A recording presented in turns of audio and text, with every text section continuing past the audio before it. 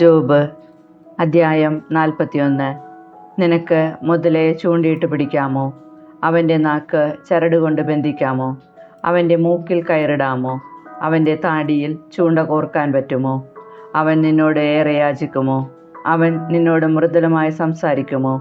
എന്നും നിനക്ക് ദാസനായിരുന്നു കൊള്ളാമെന്ന് അവൻ നിന്നോട് ഉടമ്പടി ചെയ്യുമോ? ഒരു പക്ഷിയോടെന്ന പോലെ നീ അവനോട് കളിക്കുമോ? നിന്റെ ബാലികമാർക്ക് വേണ്ടി അവന് തോൽവാറിടുമോ? വ്യാപാരികൾ അവന് വേണ്ടി വിലപേശുമോ? അവർ അവനെ കച്ചവടക്കാർക്ക് പകുത്തു വിൽക്കുമോ? നിനക്ക് അവൻ്റെ തൊലി ചാട്ടുളി കൊണ്ടോ അവൻ്റെ തല മുപ്പല്ലി കൊണ്ട് നിറയ്ക്കാമോ? അവനെ ഒരിക്കൽ തൊട്ടാൽ വീണ്ടും തൊടണമെന്ന് നീ ആഗ്രഹിക്കുകയില്ല. ആ യുദ്ധം നിനക്ക് മറക്കാനാവില്ല. അവനെ കാണുന്നവൻ്റെ ധൈര്യം അറ്റുപോകുന്നു. കാണുന്ന മാത്രയിൽ അവൻ നിലം പതിക്കുന്നു. അവനെ ഉണർത്താൻ തക്ക ശൂരനില്ല. പിന്നെ എന്നോട് എതിർത്തു നിൽക്കാൻ ആരുണ്ടാകും?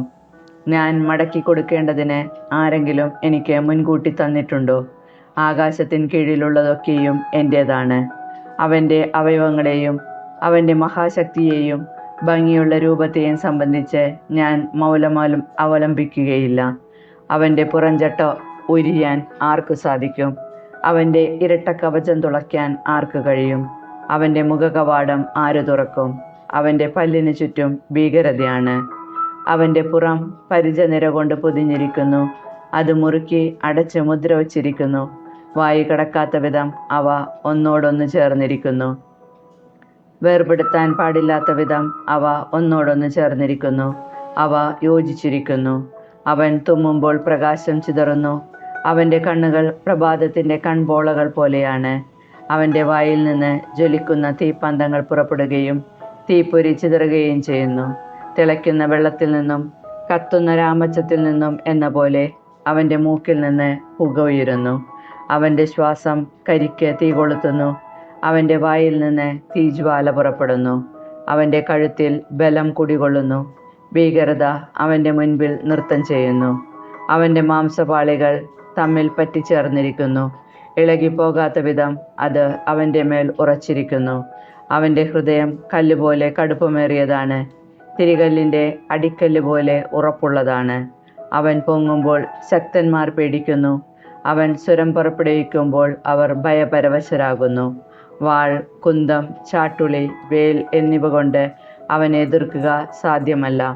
ഇരുമ്പിനെ വൈക്കോൽ പോലെയും പിച്ചളയെ ചെതുക്കിച്ച തടി പോലെയും അവൻ കണക്കാക്കുന്നു. അസ്ത്രം കണ്ട് അവൻ ഓടുകയില്ല. കവിണക്കല്ലുകൾ അവന് വൈക്കോൽ പോലെയാണ്.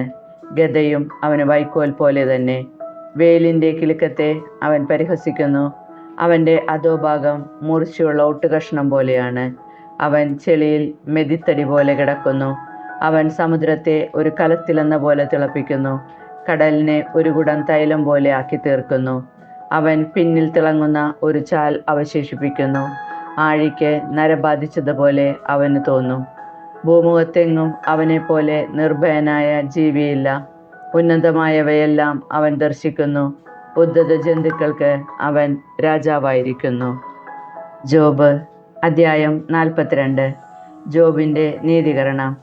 ജോബ് കർത്താവിനോട് പറഞ്ഞു, അങ്ങേക്കെല്ലാം സാധിക്കുമെന്നും അങ്ങയുടെ യാതൊരു ഉദ്ദേശവും തടയാനാവുകയില്ലെന്നും ഞാൻ അറിയുന്നു.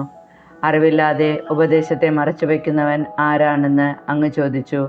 എനിക്ക് മനസ്സിലാകാത്ത അത്ഭുതകരമായ കാര്യങ്ങളെക്കുറിച്ച് ഞാൻ പറഞ്ഞുപോയി. കേൾക്കുക, ഞാൻ സംസാരിക്കുന്നു. ഞാൻ ചോദിക്കും, നീ ഉത്തരം പറയണമെന്ന് അങ്ങ് പറഞ്ഞു. അങ്ങയെക്കുറിച്ച് ഞാൻ കേട്ടിട്ടേ ഉണ്ടായിരുന്നുള്ളൂ. എന്നാൽ ഇപ്പോൾ എൻ്റെ കണ്ണുകൾ അങ്ങയെ കാണുന്നു. അതിനാൽ ഞാൻ എന്നെ തന്നെ വെറുക്കുന്നു. പൊടിയിലും ചാരത്തിലും കിടന്ന് ഞാൻ പശ്ചാത്തപിക്കുന്നു. കർത്താവ് ജോബിനോട് ഇങ്ങനെ സംസാരിച്ചതിന് ശേഷം തേമാന്യനായ എലിഫാസിനോട് അരുളി ചെയ്തു, എൻ്റെ ക്രോധം നിനക്കും നിന്റെ 2 സ്നേഹിതന്മാർക്കുമെതിരെ ജ്വലിക്കുന്നു. എന്തെന്നാൽ നിങ്ങൾ എന്നെപ്പറ്റി എൻ്റെ ദാസൻ ജോബിനെ പോലെ ശരിയായിട്ടല്ല സംസാരിച്ചത്. അതിനാൽ ഇപ്പോൾ തന്നെ 7 കാളകളെയും 7 മുട്ടാടുകളെയും കൊണ്ട് ജോബിൻ്റെ അടുക്കൽ ചെന്ന് നിങ്ങൾക്ക് വേണ്ടി ദഹനബലി അർപ്പിക്കുവിൻ. എൻ്റെ ദാസനായ ജോബ് നിങ്ങൾക്ക് വേണ്ടി പ്രാർത്ഥിക്കും. ഞാൻ അവൻ്റെ പ്രാർത്ഥന സ്വീകരിച്ച് നിങ്ങളുടെ ദോഷത്വത്തിന് നിങ്ങളെ ശിക്ഷിക്കുകയില്ല. നിങ്ങൾ എൻ്റെ ദാസനായ ജോബിനെ പോലെ എന്നെപ്പറ്റി ശരിയായത് സംസാരിച്ചില്ല. തേമാന്യനായ എലിഫാസും ഷൂഹ്യനായ ബിൽദാദും നാമാത്യനായ സോഫാറും കർത്താവ് പറഞ്ഞ പ്രകാരം ചെയ്തു. കർത്താവ് ജോബിൻ്റെ പ്രാർത്ഥന സ്വീകരിച്ചു. ജോബ് തൻ്റെ സ്നേഹിതന്മാർക്കു വേണ്ടി പ്രാർത്ഥിച്ചപ്പോൾ അവനുണ്ടായിരുന്ന ഐശ്വര്യം കർത്താവ് തിരികെ കൊടുത്തു. അവിടുന്ന് അത് ഇരട്ടിയാക്കി കൊടുത്തു.